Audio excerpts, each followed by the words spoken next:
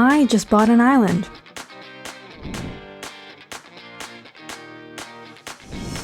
And my friends and I are heading over there right now. This is going to be one awesome trip. But there's no Wi-Fi. Where are the coconuts? What is that?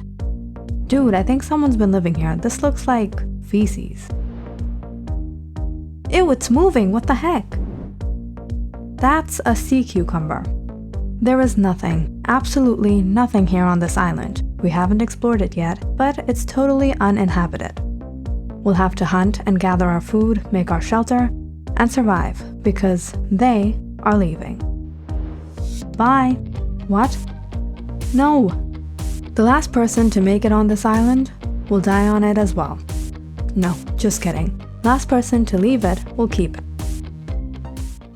Blake and his friends, Sean, Tiffany, and Ashley all ran a channel online where they posted videos of the most extreme challenges and experiences. It was all in fun and games, and of course it was super duper fun. And over time, they had gathered a huge number of fans. I am going to spend the next 48 hours in a house made of ice. I'm so betting on this, you won't make it. I thought you guys might say that. My friends and I spent a lot of hard work making this giant ice house. Literally, even the toilet is made of ice. And that's the only seat in the house. What nice friends. I think we're all gonna set a campfire out here. You know, we can't leave you alone. So we're gonna camp out. Have some hot cocoa, snuggle in our tents while you snuggle in your home. You can be so selfish leaving us out in the cold. This is exactly why, if I do make it 48 hours, all of you will have to perform the apology ritual. What's the apology ritual? Well, it starts with plucking a chicken.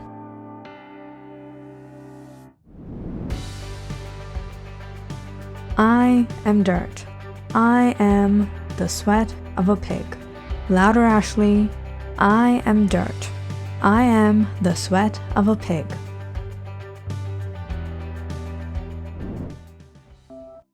But for the past month, the friends hadn't posted any videos, and their eager fans were getting desperate, wondering what they were up to this time. Alright, everything's finally set up, right? Great, let's start rolling. Hey there, friends. It's Blake here with all my buddies, and we're at home in LA. And I know we haven't posted in a while, and that's because we got ourselves a time machine. And now we're here, in the 1950s. Why isn't this TV working, dude? You gotta fix the antenna. As you can see, everything around us is from the 1950s. The furniture, the TV, this weird-looking contraption that we figured is only a microwave. It's almost 700 pounds, by the way. At least this refrigerator is cute, retro-styled, I like it. The decor is cool too. My grandpops used to have a clock like this. Yeah, everything's pretty cool, but there's just one problem. We're stuck in 1950. Somebody send help! Just kidding. We don't have a time machine yet, but everything we just showed you is from the 1950s. My friends and I spent weeks searching antique shops, various collectors, even some strange creepy people, from whom we collected these vintage items so we could refurnish this whole apartment. Now what's our challenge? Whoever can live in 1950 for a whole week will win not 10, not 20, but $1,000. What? 1,000? What the heck, man, a week without Wi-Fi for $1,000? You made us design all of this for $1,000. Well, when you go back to 2020, that would be over 10 grand.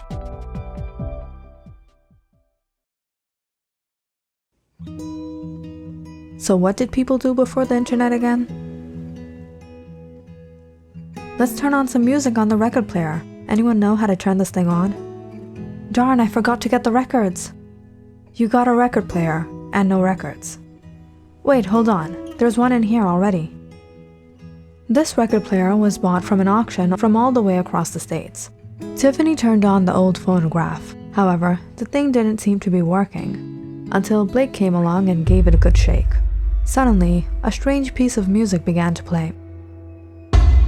The friends were all freaked out how loud it was. Turn that off, what is that? That's some creepy music. Where is it from? It used to belong to a foreign old man.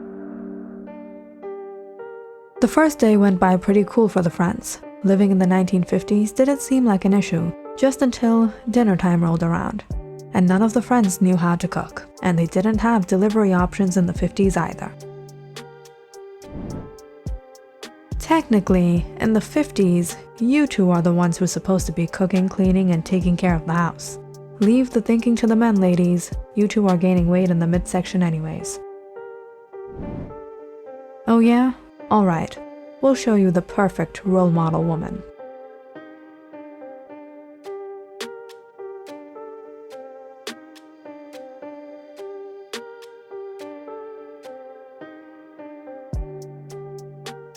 Alright, come on. We can't finish this on our own anyways.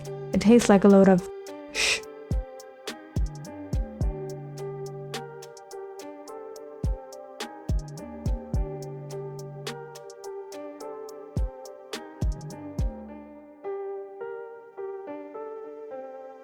At around 10, the friends went to bed and fell sound asleep.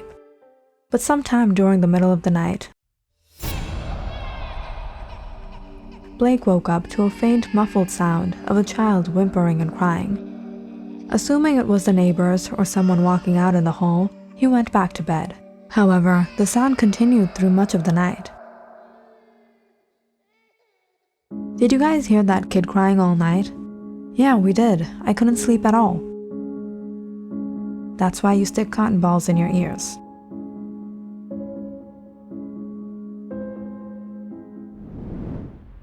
The friends spent the second day playing Scrabble and listening to the creepy music through the phonograph, although it continuously malfunctioned. The day went by pretty slow, just until night rolled around. The friends were getting cozy in bed when they started to hear a strange knocking noise. Who's doing that? I'm not doing anything. It's not me. Is it coming from the clock? The clock. Tiffany got up and pressed her ear to the clock on the wall. I don't know, you guys, but all these vintage things are starting to creep me out. Oh, don't worry about it. It's probably just the neighbors. It can't be the neighbors. Nobody lives on the other side of this wall. Dude, this is getting freaky. I'm getting spooky vibes living in here now. The friends tried to figure a logical explanation, but as the night continued, they all lay in bed, unable to sleep to that strange knocking sound, all now feeling a little paranoid. You guys want to check out in the hallway? If you leave, you lose the challenge.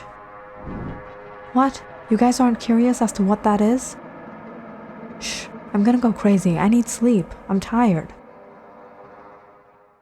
The friends hadn't been able to sleep for the past 2 nights, and by the 3rd day, they were all drowsy on the couch. Tiffany, get up. Let's drink some coffee. There's no sleeping on the challenge. What do you think is going on here? I keep getting this feeling that someone's with us in here.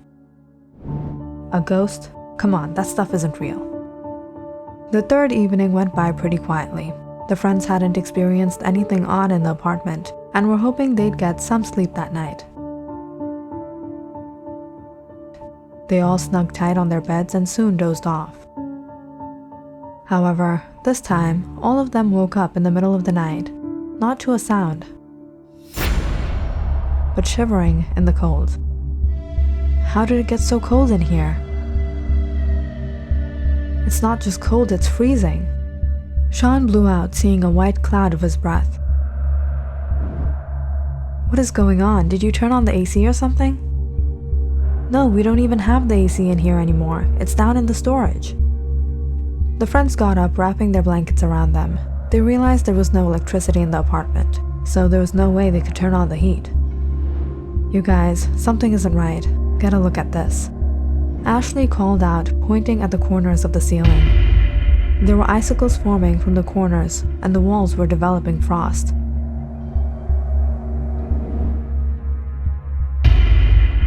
Checking the thermostat, Blake was shocked to see it was 0 degrees in the apartment. Alright, we gotta take a break and go out to the management and see what's wrong. But when the friends went to open the door, they couldn't. Why isn't the door opening? It's stuck. Blake and Sean tried to pull the door open, while Ashley and Tiffany tried to get someone's attention from outside through the window. But strange as it was, the windows would not open as well. The glass was frosted white, though outside, in the middle of summer in Los Angeles, it was hot. Are we trapped in here? There's no need to panic. We live in an apartment building. Someone is bound to hear us sooner or later. That's not what I'm worried about. There's something else going on here. Hours went by as the friends knocked on the walls, kicked the doors and windows, but no one came to their rescue. Maybe there's some sort of power outage in this area. It's only this building. I can see the lights outside. Just bear with me, you guys. At least by morning the janitor will be out here cleaning the halls. But as the cold hours of the night passed by, the temperature began to drop into the negatives. The friends were developing frostbite even when they wrapped themselves in blankets and pillows. The water in the apartment turned into ice in only minutes of pouring it out. There was no hot water, and there was no way to heat anything without electricity. "Anyone! Can anyone hear us?" Tiffany shouted as she banged the door. "It's dropping below -20 degrees. If we can't get out of here, we're gonna..." You guys feeling what I'm feeling? It's like the apartment is getting smaller. The walls are coming closer. "Hang in there, Sean," Ashley snapped. "He's going into hypothermia. Come on, we all have to huddle together." The friends sat together, but it was of no help when the room temperature reached -30 degrees. At one point, they all started to black out. What was happening? Looks like it would be too late for help.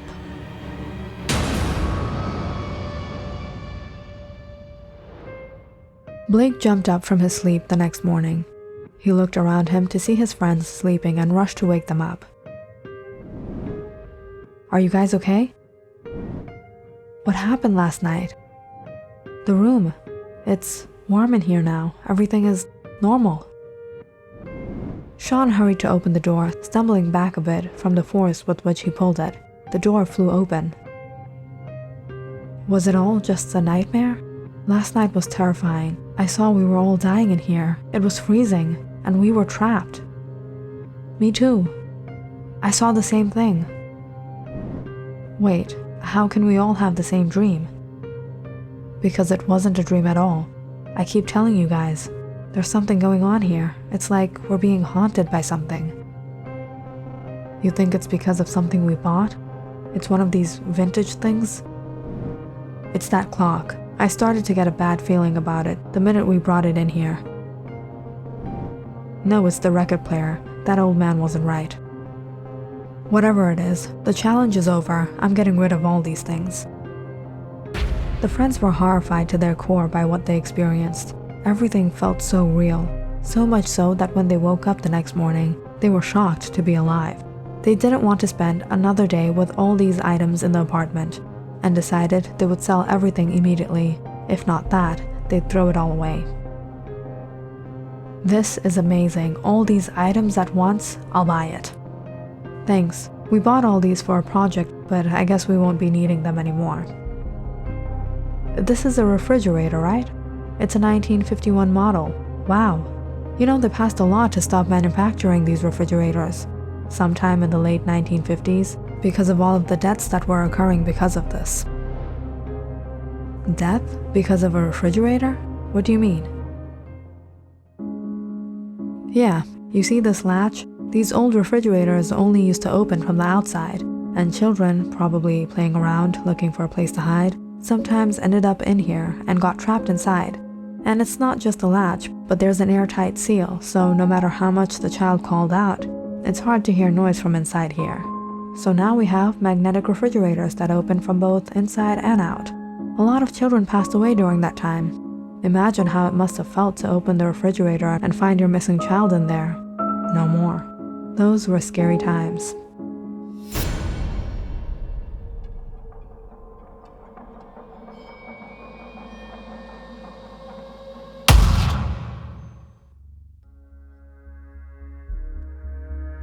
Click on the subscribe button and check out more awesome videos on our channel.